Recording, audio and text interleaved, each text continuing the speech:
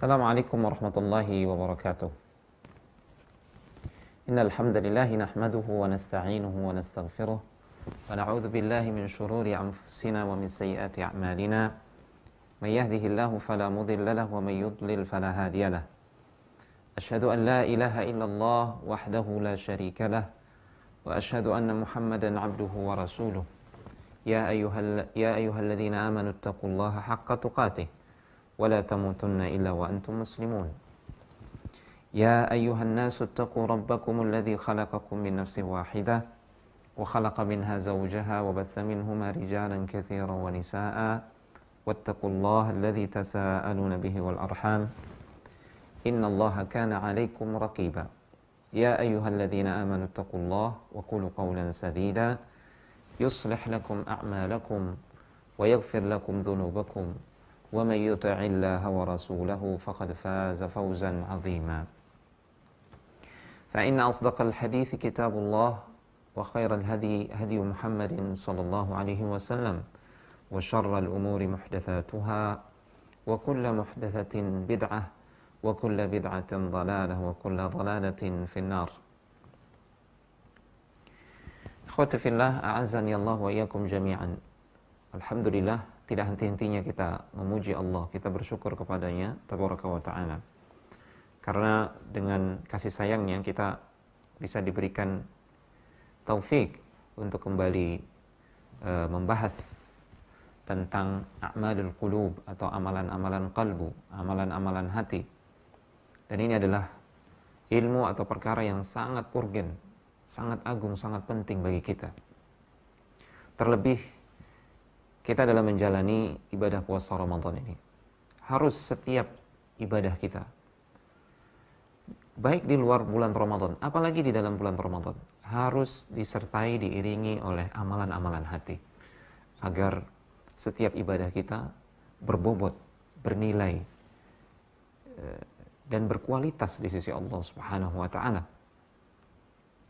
Ikhwati fillah, a'azzani Allah wa iyyakum jami'an. Salawat serta salam kita haturkan untuk baginda Rasulullah sallallahu alaihi wasallam, untuk keluarga beliau, segenap para sahabat dan seluruh umat yang setia di atas petunjuk beliau hingga akhir zaman kelak.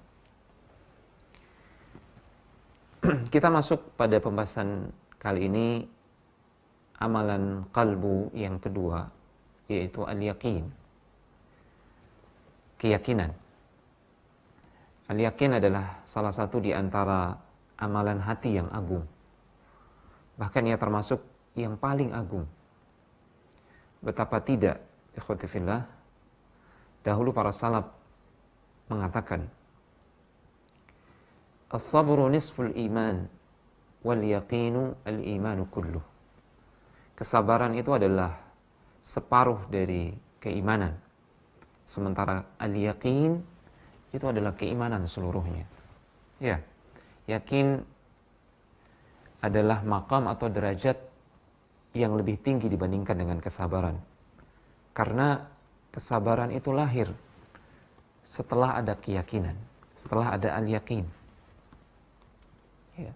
Tanpa al-yaqin, mustahil seseorang bisa bersabar di jalan Allah Subhanahu wa ta'ala.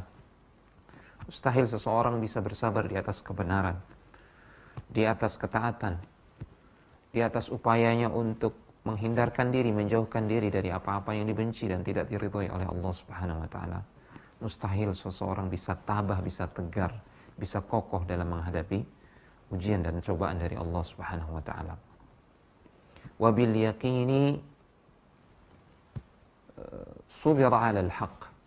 Dengan keyakinan seseorang itu bisa tegar, bisa sabar di atas kebenaran. Ini ungkapan dari Imam Al-Hasan Al-Basri rahimahullahu ta'ala. Jika orang yang bersabar ya masih merasakan berat, sakit dalam menghadapi cobaan, namun dia tetap bersabar, tetap tegar, namun masih ada rasa berat ya. Karena sabar, kita tahu di dalam hadis Rasulullah SAW disifatkan sebagai sesuatu yang terik menyengat ya, seperti teriknya matahari yang menyengat. Was-sabru diya, kesabaran itu seperti cahaya sinar yang menyengat. Ada rasa sakitnya ya, ada beban berat yang yang harus dipikul oleh orang-orang yang bersabar. Namun berbeda dengan orang-orang yang yakin, ya, justru mereka merasakan cobaan itu sebagai anugerah. Justru mereka merasakan pilu dan sakit, manakala mereka tidak pernah mendapatkan cobaan. Mereka menuduh diri-diri mereka sendiri. Jangan-jangan saya sedang mengalami istidraj. Ya. Diberikan nikmat-nikmat terus oleh Allah Subhanahu wa Ta'ala, sementara saya terlena. Ini hal yang paling ditakutkan oleh orang-orang yang mencapai derajat al-yaqin.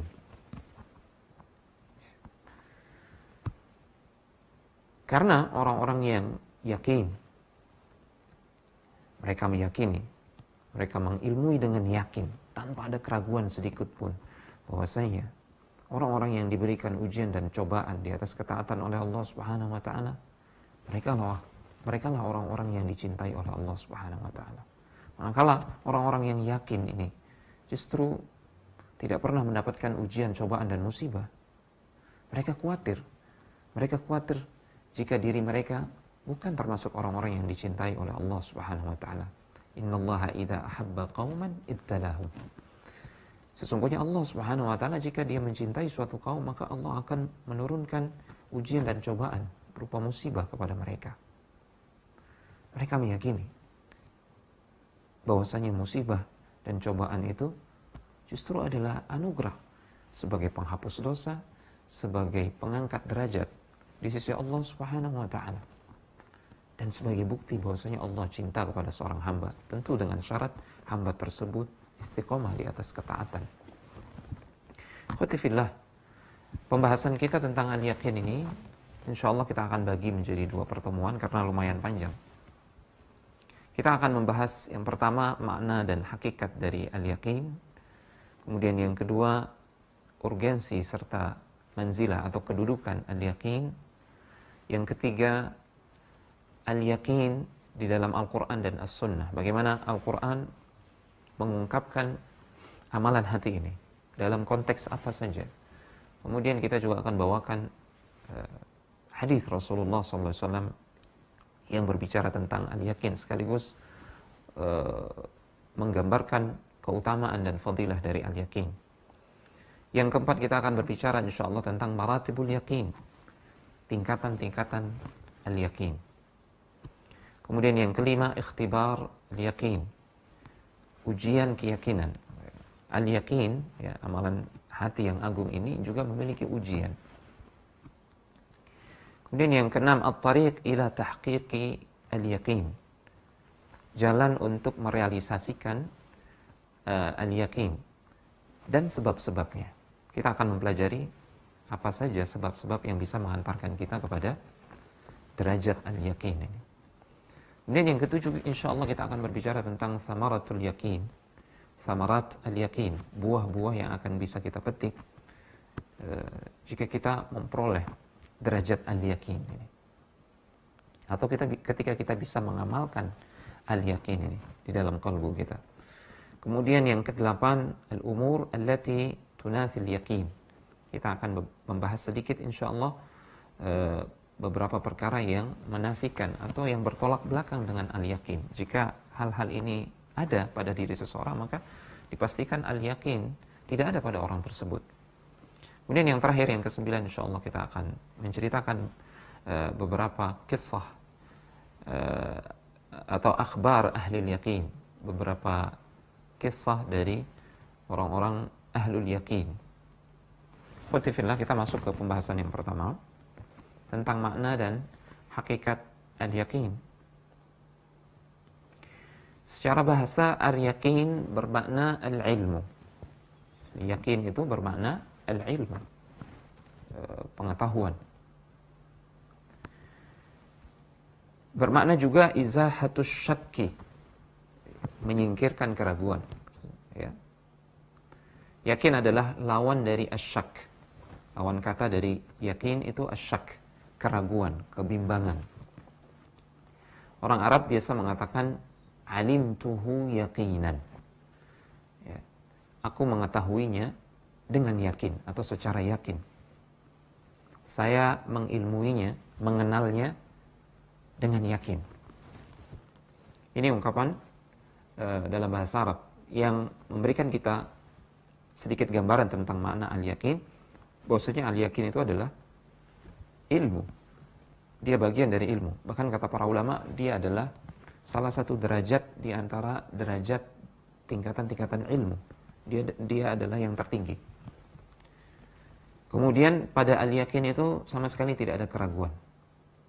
Seseorang manakala dia memiliki ilmu pengetahuan, dengan ilmunya tersebut dia kokoh, ya, tidak disusupi, tidak dihinggapi sedikit pun dengan keraguan, maka inilah al-yakin.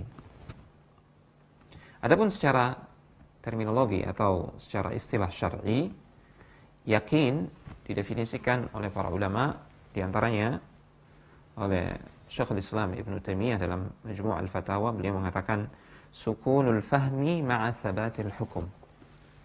Al-yakin itu adalah sukunul fahm, ilmu pemahaman yang tenang karena tidak ada keraguan, kokoh tegar, tidak ada yang bisa menggoncangnya, tidak ada yang bisa menjadikannya cemas atas keilmuan yang dia miliki, ya, terkait ilmu yang dia miliki, sehingga dia tenang, mutmain. Dengan adanya yakin, seseorang tidak akan ragu, tidak akan ada bimbang, tidak akan ada kegalauan di dalam hatinya. Yang ada hanya ketenangan yang luar biasa terkait apa yang dia yakini. Ini adalah makna al-yakin. Adapun ulama yang lain seperti Al-Junaid rahimahullahu ta'ala, beliau mengatakan al-yakin huwa istiqrarul ilmi alladhi la yanqalibu, la yuhawwalu wa la yataghayyaru fil qalbi. Yakin itu adalah tetap atau stabilnya ilmu yang tidak berbalik, ya, tidak beralih dan tidak berubah. Dan itu letaknya di dalam hati. Jadi dia adalah ilmu terletak di dalam hati. Dengan ilmu tersebut seseorang sama sekali tidak ada keraguan, tidak ada kebimbangan dan kegalauan. Hatinya tenang. Inilah al-yakin. Kemudian Syekh Dr. Khalid As-Sabat hafizahullah ta'ala, ketika beliau membahas tentang hal ini, dan kebetulan pembahasan kita ini saya sarikan dari kitab beliau yang berjudul A'malul Qulub. Beliau membahas panjang lebar tentang amalan-amalan hati di situ. Ketika beliau membahas tentang al-yakin dan membawakan perkataan-perkataan para ulama tentang makna atau definisi al-yakin, beliau memberikan kesimpulan, فَكَمَا أَنَّ الْعَيْنَ تُشَاهِدُ الْحَقَائِقَ الْمَاثِلَةَ أَمَامَهَا فِي عَالَمِ الشَّهَادَةِ فَإِنَّ الْيَقِينَ هُوَ مُشَاهَدَةُ الْغَيْبِ بِالْقَلْبِ. Sebagaimana mata, ya, dia mampu untuk melihat sesuatu yang real, sesuatu yang hakiki, yang nyata di alam nyata, maka demikian pula dengan kalbu, dengan hati, ya, memiliki kemampuan untuk menyaksikan sesuatu yang tidak bisa disaksikan oleh indera kita, tentang alam gaib, tentang apa yang terjadi di akhirat kelak misalkan, ya. Itu seolah-olah hati melihatnya nyata. Kejadian ketika manusia dibangkitkan, kejadian ketika manusia dikumpulkan dalam keadaan tanpa busana sedikit pun, seperti ketika mereka dilahirkan. Kejadian ketika manusia kesana kemari mencari syafaat, sampai mereka menuju Rasulullah SAW untuk meminta syafaatul uzma. Kejadian ketika catatan-catatan amal manusia berterbangan, kemudian ada manusia yang mengambil dengan tangan kanannya, ya, mengambil dari kanan, dari depan, ada manusia yang mengambil dari belakang. Kejadian ketika ada manusia diseret wajahnya ke neraka, ada manusia yang bergembira, bersinar wajahnya ketika mendapatkan kemuliaan dan kehormatan minum dari telaga Rasulullah SAW. Semua kejadian tersebut nampak nyata dilihat oleh mata yang ada di hati ini. Itulah keyakinan, itulah al-yakin, ya. Manakala seseorang mendapatkan kabar, berita dari Al-Quran atau dari hadis-hadis Rasulullah SAW tentang kejadian di akhirat kelak. Ya. Ketika manusia berada di dalam surga atau neraka, dia membaca Al-Quran dan mendapatkan informasi tersebut, inilah ilmu. Kemudian hatinya melihat seolah-olah itu nyata di depan hatinya, dipandang di depan kalbunya. Ini adalah keyakinan, dan itu mustahil dimasuki atau disusupi oleh keraguan sedikit pun. Ya, level ilmu yang seperti itu mustahil disusupi oleh keraguan sedikit pun. Sebagaimana kita melihat saat ini, ya, sesuatu di hadapan kita nyata. Kita tidak ragu lagi bahwasanya apa yang ada di tangan saya ini, yang saya lihat saat ini adalah pena. Saya tidak ada keraguan sedikit pun bahwasanya saya sedang memegang benda ini, ya, alat untuk menulis ini.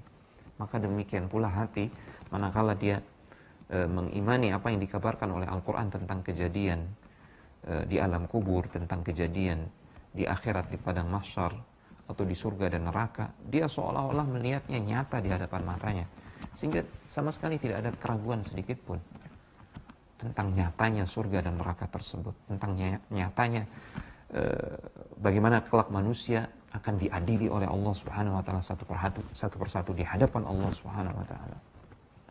Ya, tentang nyatanya Arsyur Rahman yang agung dan besar dan sekian malaikat yang memikul arsy tersebut, itu begitu nyata karena dikabarkan oleh Al-Qur'an, kemudian diimani oleh Allah, oleh kalbu, ya, dan tidak ada keraguan sedikit pun. Itulah al-yakin.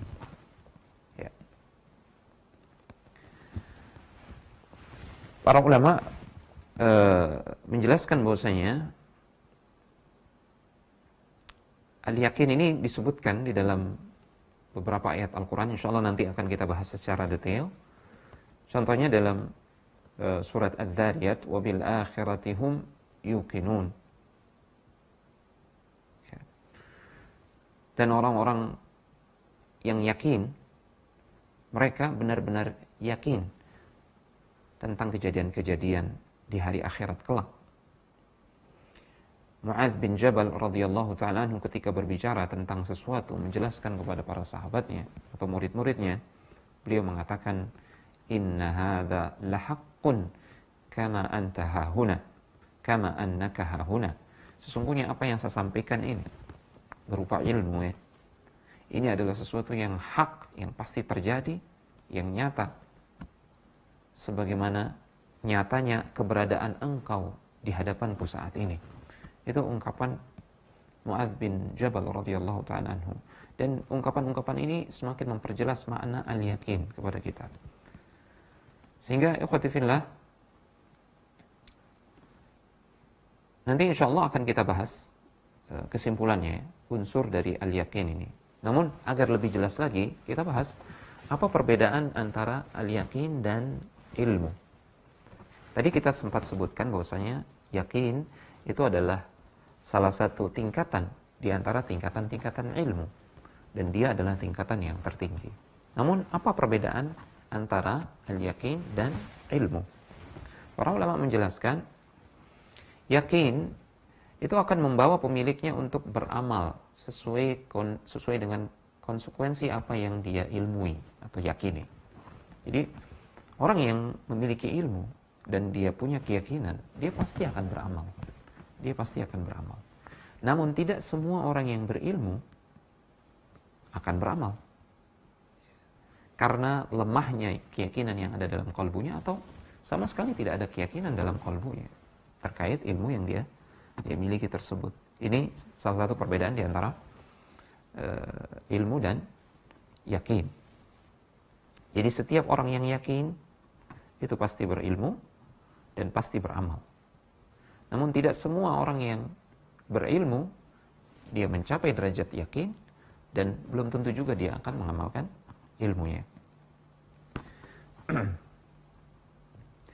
Kemudian perbedaan yang kedua, terkadang ilmu, seseorang mengetahui sesuatu, terkadang dihinggapi oleh keraguan.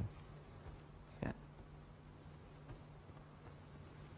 Terutama tentang perkara-perkara yang belum pasti misalkan. Belum dia lihat, belum dia teliti secara langsung.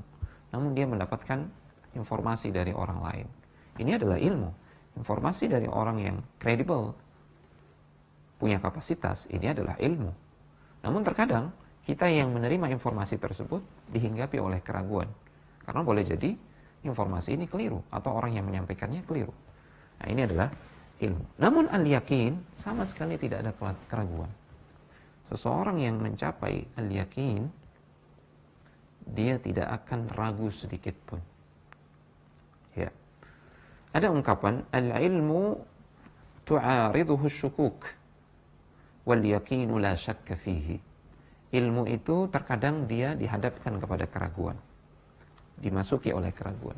Namun al-yakin tidak sama sekali. Ini disampaikan oleh Al-Hafidz Ibnu Qayyim rahimahullah ta'ala dalam kitabnya Madarijus Salikin.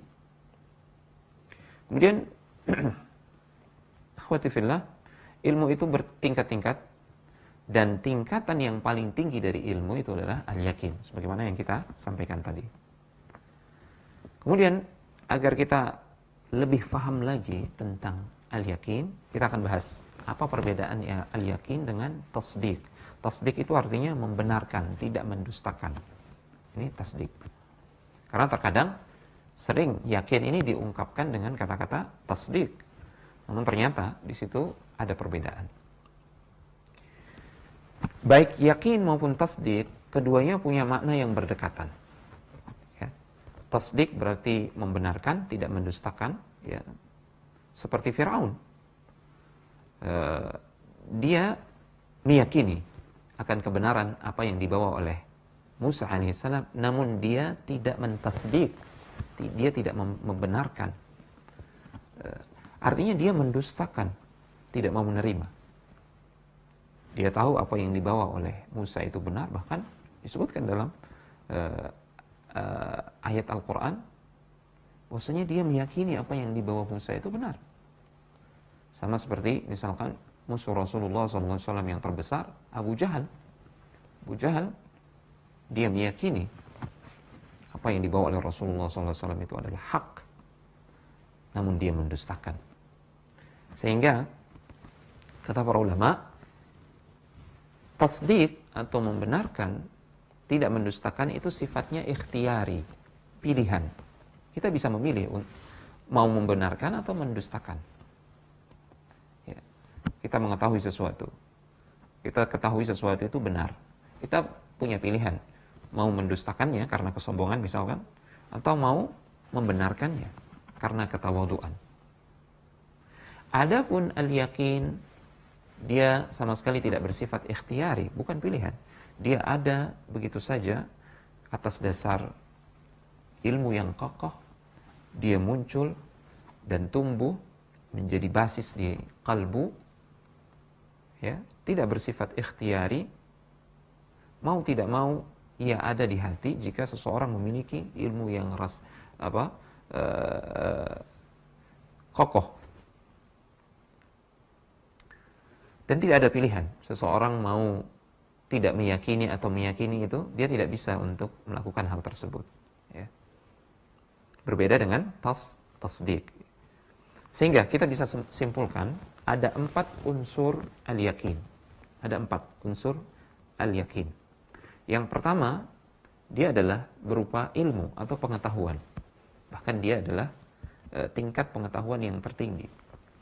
Kemudian unsur yang kedua, ilmu tersebut sama sekali tidak dihinggapi oleh keraguan, betul-betul nyata, pasti sifatnya. Kemudian dia bersifat ittirari, bukan ikhtiyari. Dia tidak bersifat pilihan, boleh memilih untuk yakin atau tidak. Ya. Imma yakin, imma tidak yakin sama sekali. Kemudian yang keempat, unsur yakin adalah dia melazimkan amal, dia melazimkan amal berdasarkan apa yang diyakini. Pasti seseorang akan berbuat, tidak bisa tidak. Jika dia sudah meyakini sesuatu, dia akan berbuat, ya, dengan kemampuannya, sesuai dengan batas kemampuannya dia akan berbuat. Itu adalah unsur yakin. Jadi sekali lagi, ilmu tanpa ada keraguan sedikit pun, dan dia ada begitu saja, tanpa ada pilihan. Dia ada karena ilmu yang kokoh, kemudian pasti berkonsekuensi kepada amal perbuatan. Ini adalah yakin. Kita masuk ke pembahasan berikutnya, urgensi atau kedudukan al-yakin. Masih ada waktu 30 menit ya. Baik, bismillah. Kata para ulama, manzilah atau kedudukan yakin dalam keimanan itu ibarat manzilah atau kedudukan ruh di dalam jasad. Jadi bisa dibayangkan, jasad ini kalau tanpa ruh, ya dia tidak lebih dari seonggok daging dan tulang belulang. Ya. Bahkan mohon maaf, bahasa kasarnya tidak lebih dari bangkai. Demikian pula keimanan itu jika tanpa keyakinan, maka tidak bisa disebut sebagai keimanan. Para ulama mengatakan al-yakin ini adalah ruh bagi keimanan. Kita akan bahas ada beberapa sisi urgensi manzilah, betapa agungnya ibadah hati yang namanya al-yakin ini. Yang pertama, di Al-Quran dalam surat Az-Zariyat ayat yang ke-20, Allah Subhanahu wa taala menyebutkan bahwasanya hanya orang-orang yang yakin yang bisa mengambil manfaat pelajaran dari ayat-ayat Allah, tanda-tanda kebesaran Allah Subhanahu wa taala di alam semesta. Wa fil ardi ayatun lil muqinin. Ya, di bumi ini banyak sekali terdapat tanda-tanda kebesaran Allah Subhanahu wa taala. Namun yang bisa mengambil pelajaran dari tanda-tanda tersebut siapa? Hanyalah mereka orang-orang yang yakin. Dan yang kedua, dalam surat Al-Baqarah ayat yang keempat dan ayat yang kelima, Allah Subhanahu wa taala mengabarkan bahwasanya hidayah, petunjuk dan kejayaan, keberuntungan di dunia dan di akhirat itu Allah khususkan, Allah peruntukkan bagi orang-orang yang yakin. Ya, di awal-awal surat Al-Baqarah itu Allah Subhanahu wa taala berfirman, "Walladzina yu'minuna bima unzila ilaika wama unzila min qablika ya wa bil akhirati hum yuqinun. Ulaika 'ala hudan min rabbihim wa ulaika humul muflihun." Dan mereka orang-orang yang beriman kepada Al-Quran yang diturunkan kepada engkau wahai Muhammad sallallahu alaihi wasallam, dan beriman kepada kitab-kitab yang telah diturunkan sebelum engkau, dan mereka adalah orang-orang yang yakin terhadap akhirat. Apa kata Allah Subhanahu wa taala berikutnya? Mereka lah orang-orang yang akan mendapatkan petunjuk hidayah dari Rabbmu, dan mereka lah orang-orang yang akan jaya, beruntung di dunia maupun di akhirat. Ini sekaligus menunjukkan betapa agungnya al-yakin, dan dia memiliki fadilah atau keutamaan yang sangat tinggi. Yang ketiga, Allah Subhanahu wa taala masih di dalam Al-Qur'an menyifatkan para penghuni neraka sebagai orang-orang yang tidak memiliki keyakinan, sebagai orang-orang yang tidak yakin. Wa idza qila inna wa'dallahi haqq was-sa'atu la raiba fiha qultum ma nadri mas-sa'ah in nadhunnu illa dhanna wa ma nahnu bimustayqinin. Dan apabila dikatakan kepada engkau, sungguh janji Allah itu benar dan hari kiamat itu tidak diragukan lagi akan datang, engkau justru menjawab, kami tidak tahu apa hari kiamat itu, kami hanyalah menduga-duga saja dan kami tidak meyakininya. Ini dalam surat Al-Jathiyah ayat yang ke-32. Ini kecaman, celaan Allah Subhanahu wa taala kepada orang-orang yang disiksa kelak di dalam neraka, waliya'udzubillah. Ternyata di antara sifat mereka adalah orang-orang yang tidak meyakini tentang akhirat. Mereka orang-orang yang tidak meyakini apa yang dibawa oleh Rasulullah SAW berupa petunjuk dari Al-Quran. Kemudian yang keempat, ya, manzilah atau kedudukan yang agung dari al-yakin ini bisa kita lihat jika kita membandingkannya dengan ibadah hati yang lain, yaitu sabar, kesabaran. Insya Allah kita akan membahas tentang kesabaran ini, dan kesabaran ini luar biasa, manzilah yang luar biasa sekali. Bahkan orang-orang yang bisa beribadah kepada Allah Subhanahu wa taala dengan kesabaran ini, Allah janjikan untuk mereka pahala unlimited, tanpa batas. Innama yuwaffas sabiruna ajrahum bighairi hisab. Hanyalah mereka, orang-orang yang bersabar, yang akan disempurnakan pahalanya oleh Allah Subhanahu wa taala tanpa hisab, tanpa batas. Namun ternyata al-yakin itu adalah derajat yang lebih tinggi lagi dibandingkan dengan kesabaran. Betapa tidak? Sebagaimana kita ungkapkan tadi, keyakinan itulah yang melahirkan kesabaran. Mustahil orang bisa bersabar jika dia tidak meyakini. Ya. Semakin besar keyakinan seseorang, semakin besar kesabarannya. Itulah sebabnya para ulama salaf mengatakan, as-sabru nisful iman wal yaqinu al-imanu kullu. Kesabaran itu adalah separuh dari iman, dan keyakinan itu adalah iman seluruhnya. Kemudian di sisi yang lain, orang yang bersabar, ya, orang-orang yang bersabar terkadang hatinya goncang, namun dia tetap tegar bersabar. Namun hatinya goncang, terkadang juga dihinggapi oleh keraguan. Ya, muncul bisikan-bisikan di dalam hatinya, ya, untuk berbalik ke belakang, tidak lagi bersabar untuk menerjang apa yang diharamkan oleh Allah Subhanahu wa taala. Tidak lagi bersabar untuk mencari yang halal. Boleh jadi. Namun orang-orang yang bersabar dia tetap tegar. Dan sekali lagi, perasaan-perasaan itu tetap, boleh jadi tetap ada, bisikan-bisikan itu, dan hampir misalkan dia berbalik. Namun al-yakin, jika seseorang sudah berada pada level ini, maka sama sekali keraguan itu tidak ada. Kebimbangan itu tidak ada. Kegalauan juga apalagi. Sama sekali nggak ada. Sehingga mereka sangat tenang. Sangat tenang sekali. Di setiap keadaan mereka adalah manusia yang paling tenang. Orang-orang yang yakin. Termasuk dalam kesabaran, mereka adalah orang yang paling tenang. Ini kalau sabar saja yang begitu luar biasa, ganjaran dan keutamaannya di sisi Allah Subhanahu wa taala. Namun ternyata sabar itu tingkatannya di bawah al-yakin, maka apalagi al-yakin. Tidak bisa kita bayangkan betapa besar nilai dari amalan al-yakin ini di sisi Allah Subhanahu wa taala jika al-yakin itu ada pada diri seorang hamba.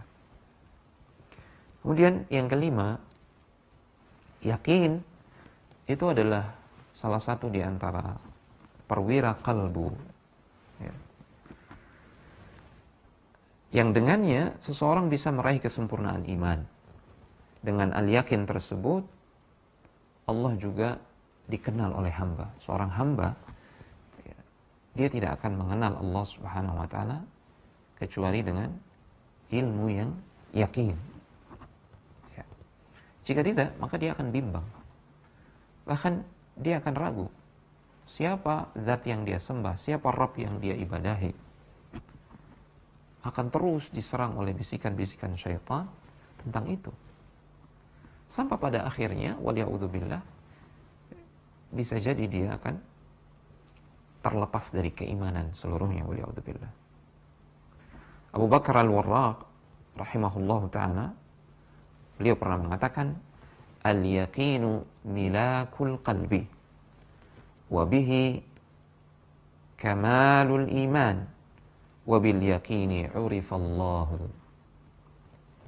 Yakin itu adalah punggawanya hati, ya, salah satu perwiranya hati yang dimiliki oleh hati.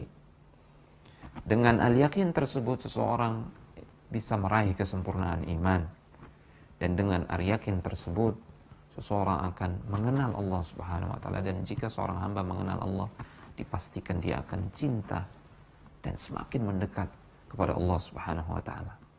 Karena tidak ada yang lebih indah daripada Allah Subhanahu wa taala. Tidak ada yang lebih baik melebihi kebaikan Allah Subhanahu wa taala. Tidak ada yang lebih lembut melebihi kelembutan Allah Tabaraka wa Ta'ala. Maka dipastikan seseorang yang mengenal Allah Subhanahu wa Ta'ala pasti dia akan jatuh cinta kepada Allah Subhanahu wa Ta'ala. Man 'arafa Allah haqqal ma'rifati ahabbahu wala mahalah. Ini ungkapan Ibnu Al-Qayyim rahimahullah ta'ala. Siapa yang mengenal Allah dengan sebenar-benar pengenalan, maka dia pasti akan mencintainya. Tidak bisa tidak, pasti dia akan mencintai. Orang-orang kafir, orang-orang yang tidak beriman, mereka pada hakikatnya tidak mengenal Allah Subhanahu wa Ta'ala. Butuh dikenalkan. Orang-orang yang jauh dari ketaatan, orang-orang yang jauh dari Allah Subhanahu wa Ta'ala, yang tenggelam dalam kemaksiatan, pada hakikatnya mereka perlu diingatkan tentang Allah Subhanahu wa Ta'ala, siapa Rabb yang menciptakan mereka, yang selama ini berbuat ihsan, memberikan mereka makan dan minum, ya, memberikan mereka perlindungan, memberikan mereka limpahan kebaikan-kebaikan setiap hari dan setiap saat. Butuh untuk diingatkan dan dikenalkan. Insya Allah dia akan kembali ke jalan Allah Tabaraka wa Ta'ala. Kemudian yang keenam, kita bisa melihat betapa agungnya kedudukan al-yakin ini, ya, dari sisi bahwasanya dengan al-yakin ini, kata para ulama, seseorang bersemangat untuk menggapai surga Allah Subhanahu wa Ta'ala, karena hanya di surga dia akan bertemu Allah Subhanahu wa Ta'ala dalam keadaan Allah ridho kepadanya, dan dia akan bersungguh-sungguh semangat untuk menjauhkan diri dari neraka Allah Tabaraka wa Ta'ala. Kemudian hanya dengan keyakinan tersebut, kewajiban-kewajiban, beban-beban syariat ini akan dia laksanakan, mampu dia laksanakan dengan mudah. Dan hanya dengan keyakinan tersebut seseorang akan tegar bersabar di atas kebenaran. Ini diungkapkan oleh Al-Hasan Al-Basri rahimahullahu ta'ala. Beliau mengatakan, bil yaqini tulibatil jannatu wa bil yaqini huriba minan nar wa bil yaqini uddiyatil faraidu wa bil yaqini subira 'alal haqq. Ya. Dengan keyakinan surga itu dikejar, dicari. Dengan keyakinan pula seseorang itu berlari dari neraka.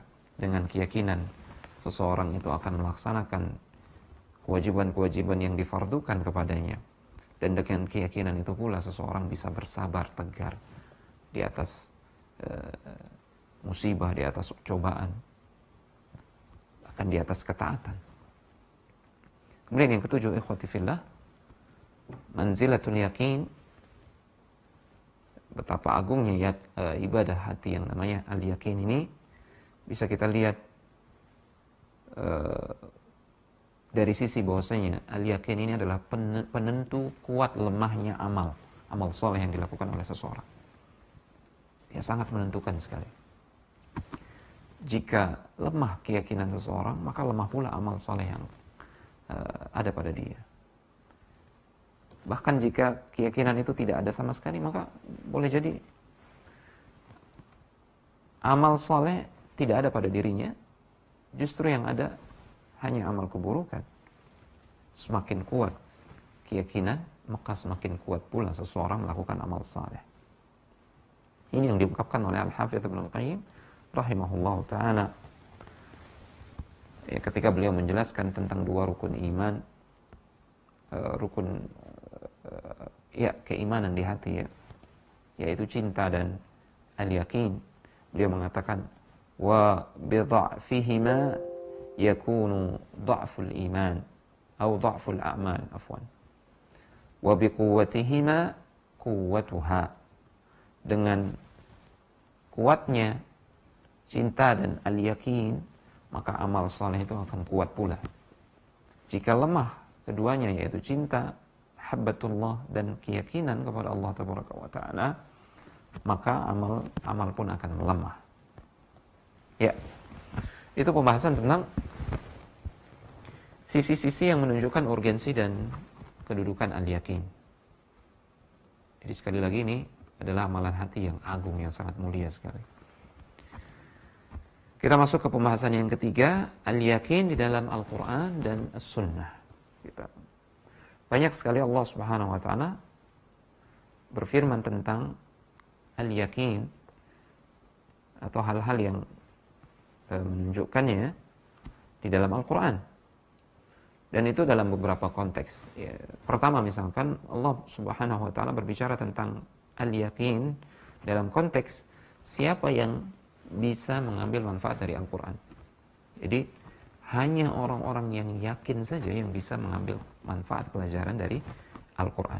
Ini pelajaran buat kita, khususnya di bulan Ramadan yang mulia ini. Ketika kita banyak, alhamdulillah kita banyak membaca Al-Quran, ya, melakukan tadarus Al-Quran, ketahuilah kita hanya akan mendapatkan keberkahan pelajaran dari apa yang kita baca hanya dengan keyakinan. Ilmu yang yakin. Itu disebutkan dalam Al-Quran, dalam surat Al-Jathiyah ayat yang ke-20. Hada basairu linnasi wa hudaw wa rahmah liqaumi yuqinun. Ini adalah pedoman bagi manusia. Al-Quran ini adalah pedoman bagi manusia, petunjuk dan rahmat. Bagi siapa? Bagi orang-orang yang yakin. Artinya, petunjuk dan rahmat Al-Quran tersebut tidak akan didapatkan oleh orang-orang yang tidak meyakini Al-Quran. Kemudian yang kedua, Allah Subhanahu wa taala berbicara tentang al-yakin di dalam Al-Quran, terkadang juga dalam konteks ketika beliau berbicara tentang hamba Allah yang terpilih, di antaranya para nabi dan rasul. Sini dicontohkan Ibrahim alaihissalam. Allah Subhanahu wa taala berfirman, ya, tentang beliau, wa kadzalika nuri Ibrahim malakutas samawati wal ard wa liyakuna minal muqinin. Demikianlah kami perlihatkan kepada Ibrahim kemegahan kerajaan Allah Subhanahu wa taala di alam semesta ini. Di alam semesta, di langit dan di bumi. Tujuannya apa? Agar dia, Ibrahim alaihissalam, karena dia adalah hamba Allah yang terpilih, agar dia menjadi hamba Allah Subhanahu wa taala yang yakin.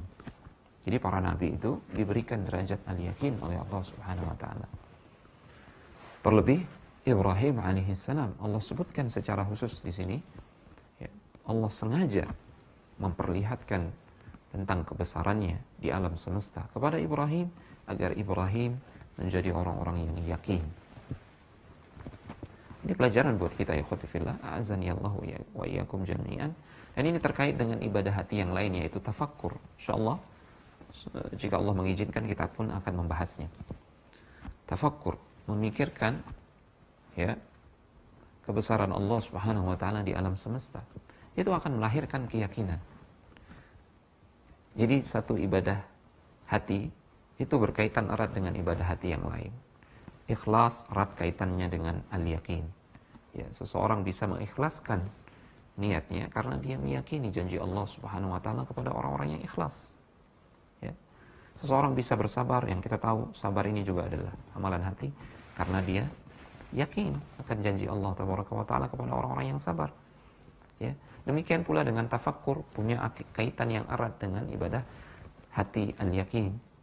Salah satu cara atau metode untuk menguatkan keyakinan kita adalah dengan ibadah hati yang lain, yaitu tafakkur. Dan ini yang dilakukan oleh Ibrahim alaihissalam.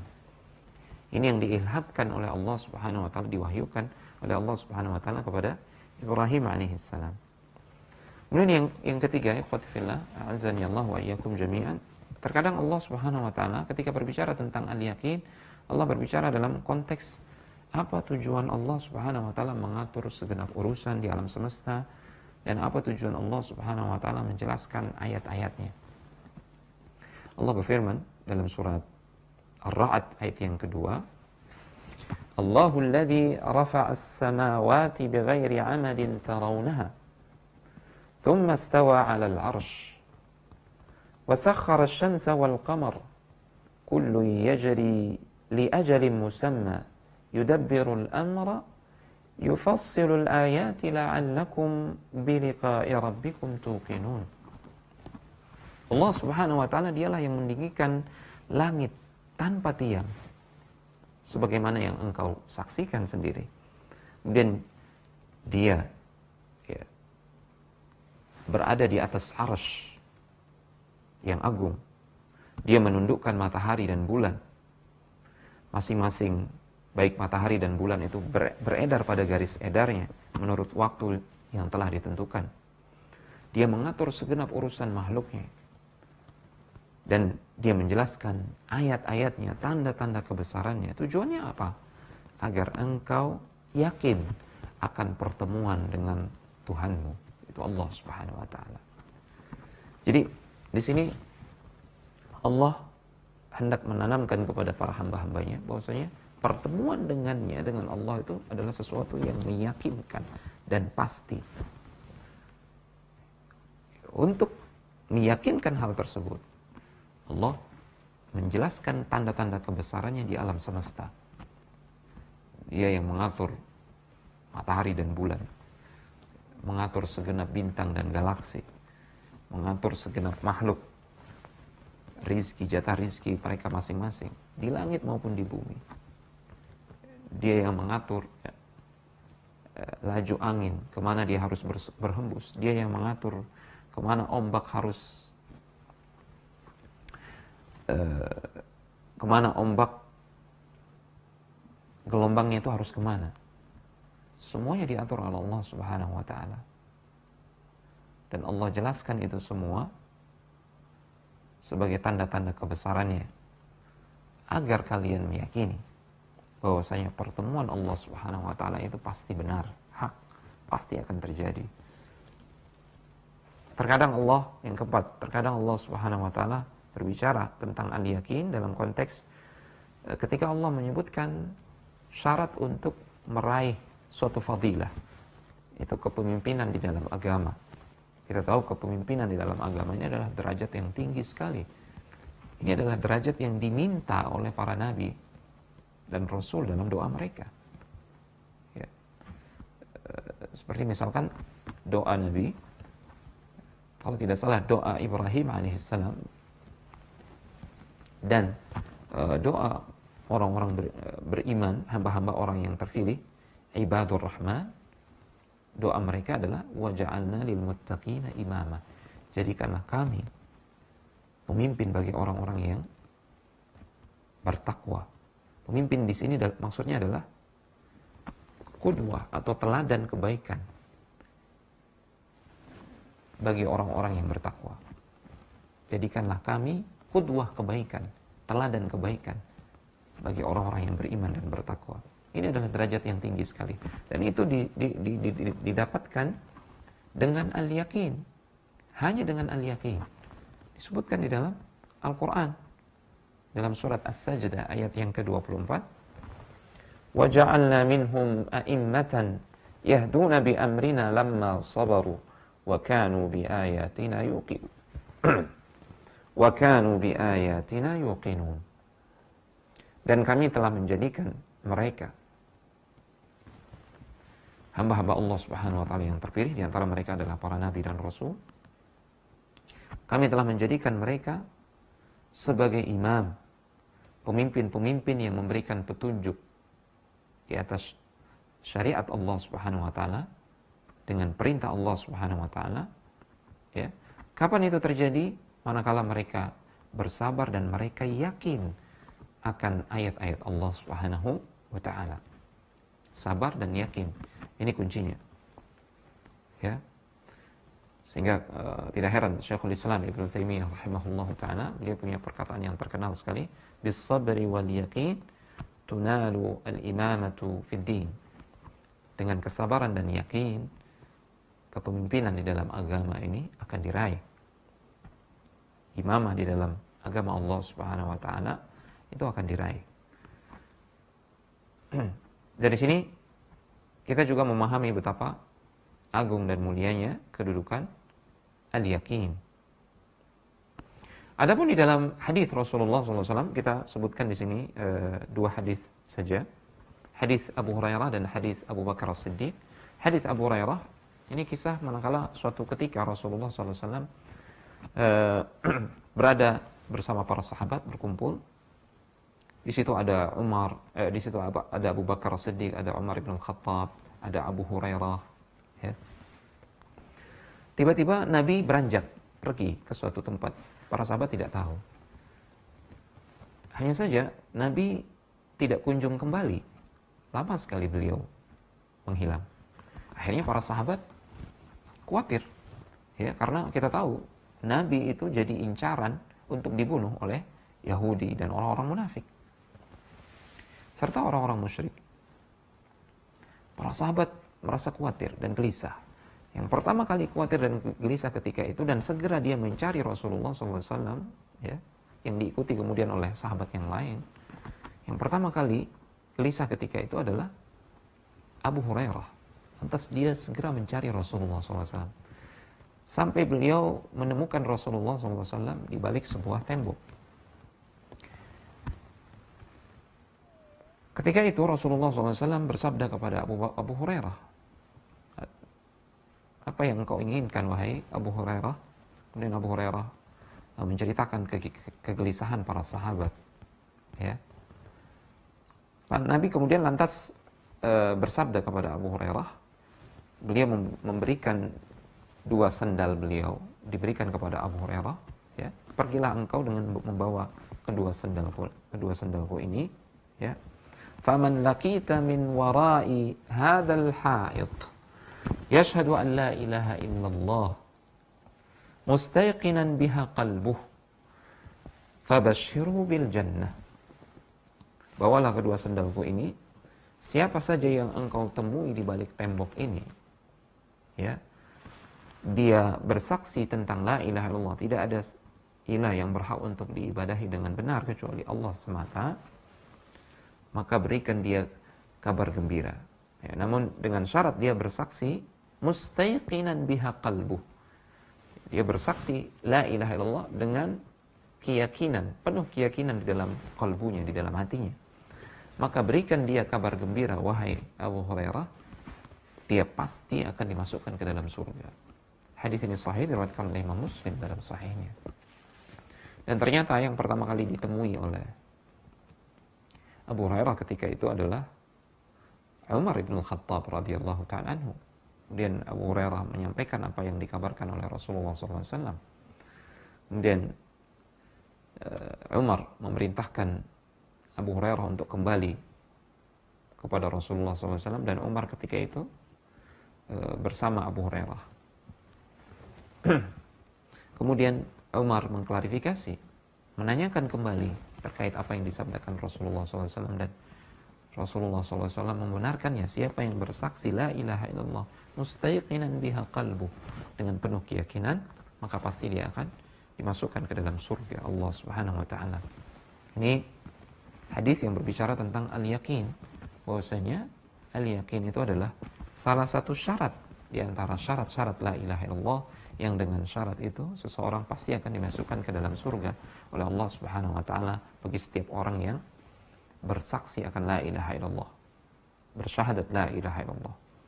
Kemudian hadis yang kedua yang berbicara tentang yakin, hadis yang diriwayatkan oleh Abu Bakar As-Siddiq radhiyallahu ta'ala anhu, Rasulullah sallallahu alaihi wasallam bersabda, "Wasallallahu al-yaqina wal mu'afata, fa innahu lam yu'ta ahadun ba'da al-yaqin khairan minal mu'afat." Mintalah kalian kepada Allah Subhanahu wa taala keafiatan, keselamatan di dunia maupun di akhirat. Mintalah keselamatan, kesehatan. Ya. Karena seseorang tidaklah diberikan sesuatu yang lebih baik setelah al-yaqin, ya. Jadi afiyah ini adalah kebaikan yang derajatnya di bawah al-yaqin. Tidaklah seseorang diberikan kebaikan, ya, yang lebih baik setelah al-yaqin daripada keafiatan. Jadi keafiatan ini, keselamatan itu adalah kebaikan yang berada di bawah al-yaqin. Dan kita diminta oleh Rasulullah, kita diperintahkan oleh Rasulullah SAW untuk meminta al-yaqin dan afiat tersebut dalam doa kita. Allahumma inna nas'aluka al-yaqin wal afiyata. Ya Allah, kami mohon kepada Engkau keyakinan dan afiat, keselamatan di dunia dan di akhirat. Dan hadis ini sahih dikuatkan oleh Syekh Al-Albani rahimahullahu taala dalam Sahih Al-Jami'. Ya, karena waktunya sudah habis, maka pembahasan tentang al-yakin ini kita cukupkan sampai di sini. Masih ada pembahasan yang lain berbicara tentang tingkatan-tingkatan al-yakin, ikhtibar al-yakin, kemudian cara atau jalan kita untuk menuju derajat al-yakin tersebut bagaimana? Apa saja sebab-sebab yang harus kita tempuh, harus kita upayakan sehingga kita bisa menggapai derajat al-yakin tersebut. Kemudian kita juga belum berbicara tentang thamarat al-yakin, buah-buah yang bisa kita petik di dunia maupun di akhirat dari al-yakin. Dan juga perkara-perkara yang membatalkan al-yakin serta kisah-kisah, ya, beberapa kisah dari salafun as-salih tentang ahlul yakin, orang-orang yang diberikan anugerah derajat al-yakin ke dalam kalbu mereka oleh Allah Subhanahu wa ta'ala. Insyaallah pembahasan tersisa akan kita lanjutkan besok insyaallah biiznillah pada jam yang sama. Semoga Allah Subhanahu wa ta'ala memberikan tambahan ilmu yang bermanfaat bagi kita semua. Semoga Allah Subhanahu wa ta'ala memberikan kita juga taufik untuk mengamalkan ilmu tersebut, dan salawat serta salam semoga tercurahkan selalu untuk junjungan kita Nabi besar Muhammad sallallahu alaihi wasallam, untuk keluarga beliau, para sahabat dan seluruh umat. Hada wa sallallahu ala nabiyina Muhammad wa ala alihi wa sahbihi wasallam, wa akhiru da'wana anil hamdulillahi rabbil alamin. Wassalamualaikum warahmatullahi wabarakatuh.